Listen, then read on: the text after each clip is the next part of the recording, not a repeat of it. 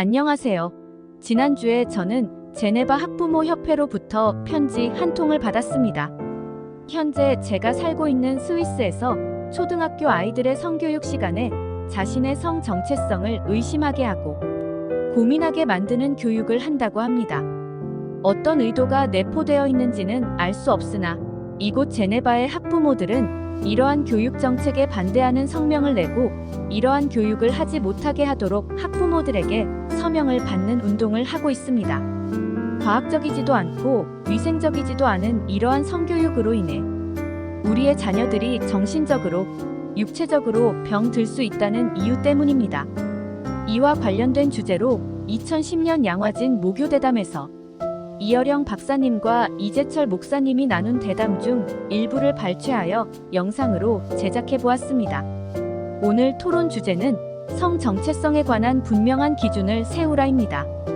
인간 생활의 일부이자 사회의 많은 문제를 야기하기도 하는 성 정체성에 관한 문제가 있습니다. 문학 예술 문화적인 면에서 조명하는 성, 그리고 동성애를 포함하여 성경이 성을 바라보는 시각은 어떻게 다를까요? 먼저 이어령 박사님의 답변을 듣겠습니다. 성에 관하여 극단적으로 두 가지 시각이 나타납니다. 기독교에서나 그리스 사상에서든 혹은 범신론이든 한국에서든 성은 옛날에는 풍요를 상징했어요. 성경에서 아기를 많이 낳는 것을 포도송이처럼 열린다고 표현했죠. 그래서 옛날 서양의 미녀들은 가슴이 크고 몸도 둥글둥글했어요. 우리 미녀에도 보면 주인공 얼굴이 둥글고 해도 잘나게 생겼다고 했어요. 그런데 현대에 와서 그렇게 몸이 풍만할수록 성적 매력이 없게 되어버린 겁니다. 그래서 자꾸 마르게 되려 하고 도저히 애를 낳을 수 없을 정도가 되어야 비로소 미녀라는 소리를 들을 지경입니다. 놀라운 것은 시대에 따라 인기 있었던 미녀형이 달랐다는 겁니다. 왕에게 시중드는 궁녀를 그린 중국의 그림들을 보면 어느 때는 둥글 널쩍하고 풍만한 사람, 어느 때는 빼빼 마른 사람, 이렇게 트렌드가 있음을 알 수 있어요. 오늘날 아기를 못 낳게 생긴 불모의 여성이 미의 기준이 되고 잘 낳게 생긴 여성이 기피 대상이 되었다는 것이 무엇을 의미하는가? 생식을 위해 존재하는 성이 다른 쪽, 곧 쾌락으로 사용되고 있다는 것입니다. 그렇기 때문에 오늘날 성이 많은 문제를 일으키는 것이죠. 하나님이 아브라함에게 말씀하신 것처럼 자손들을 바닷가의 모래알처럼 많이 낳아서 지구를 덮고 생명을 넓히고 번지게 하는 풍요의 성이 아니라 불모의 성으로 바뀌었어요. 옛날 다처주의에서는 생식 능력이 있는 부잣집 맏 며느리감을 본처로 삼잖아요. 두 번째 처부터 전혀 아기를 낳지 않게 생긴 사람, 창기형 여성을 데리고 와요. 그렇게 맏며느리감처럼 당당한 여성과 아기를 낳지 못하는 불모의 여성, 주부형과 창기형의 두 성관이 시대에 따라 끝없이 교체되었어요. 오늘날은 불모의 성이 풍요의 성을 압도하는 시대이기 때문에 성 문제가 대단히 복잡한 쪽으로 흘러가고 있습니다. 이것이 성 문제의 발단입니다. 이번에는 이재철 목사님의 답변을 들어보겠습니다.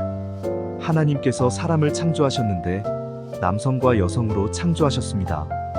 하나님께서는 태초부터 사람을 성적인 존재로 창조하셨다는 것을 알 수 있습니다. 또 알 수 있는 것은 하나님께서 인간에게 주신 성은 그 자체가 신성한 것이고 하나님의 복이라는 것입니다.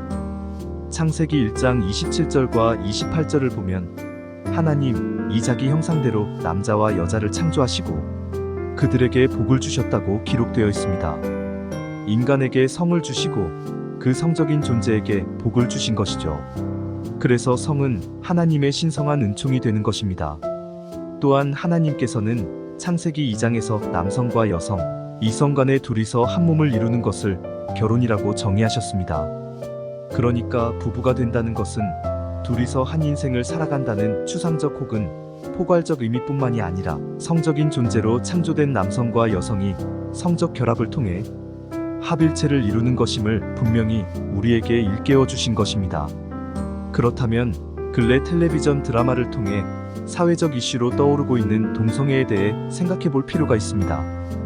어떤 사회적인 담론이 유행으로 떠오르면 그 담론에 대해 가타부타 어떤 이야기도 할 수 없는 이상한 사회 분위기 속에서 우리가 살고 있는데 이를테면 지금 동성애가 그렇습니다.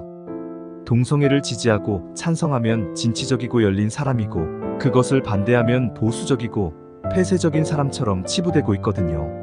그런데 담배 피우는 사람들의 자유를 인정한다고 해서 담배의 위험성에 대해서 마저도 침묵하는 건 아니거든요. 사회적으로 담배의 위험성은 캠페인도 하고 담배값에도 경고 문구가 쓰여 있지 않습니까? 소수자인 동성애자들의 권익을 보호해야 하는 대원칙은 분명하지만 동성애가 비정상성을 지니고 있다는 사실은 우리가 분명히 지적해야 할 필요가 있습니다. 하나님께서는 남자, 여자가 성적인 결합을 통해 합일체를 이루는 것을 결혼이라고 규정하셨지 동성 간의 합일체가 되는 것이 결혼이라고 말씀하시지 않았습니다. 적어도 그리스도인이라면 이 부분에 대해 분명한 인식이 정립되어야 합니다. 하나님께서 우리에게 주신 인체는 각각 고유한 기능이 있습니다. 입은 음식을 먹고 말하고 감정을 표현하는 기능이고 항문은 분명하게 배설을 위한 기관입니다. 그런데 그 배설하는 기관에 성기를 삽입한다. 이것이 과연 정상적이라고 말할 수 있겠는가 생각해 볼 필요가 있습니다. 그 항문 성교의 비위생성은 차치하더라도 가령 에이즈에 감염된 사람과 성교할 때 동성 간의 에이즈에 감염된 사람과 성교할 때의 감염률은 이성 간의 감염률보다 의학 통계상 3배가 높습니다. 항문에 성기를 삽입할 때 항문이 찢어지기 쉬워 감염률이 높아지는 것이죠.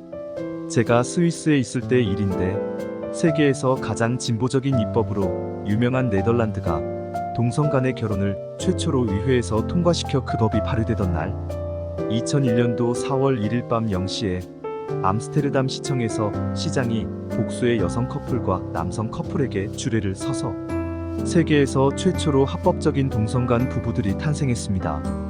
그런데 그때로부터 10년이 지나서 제가 지난 4월 미국을 다녀오면서 공항에서 CNN 뉴스를 보니 미국 텍사스주에서 동성 간의 이혼법이 주의회에서 통과되었다고 보도했습니다.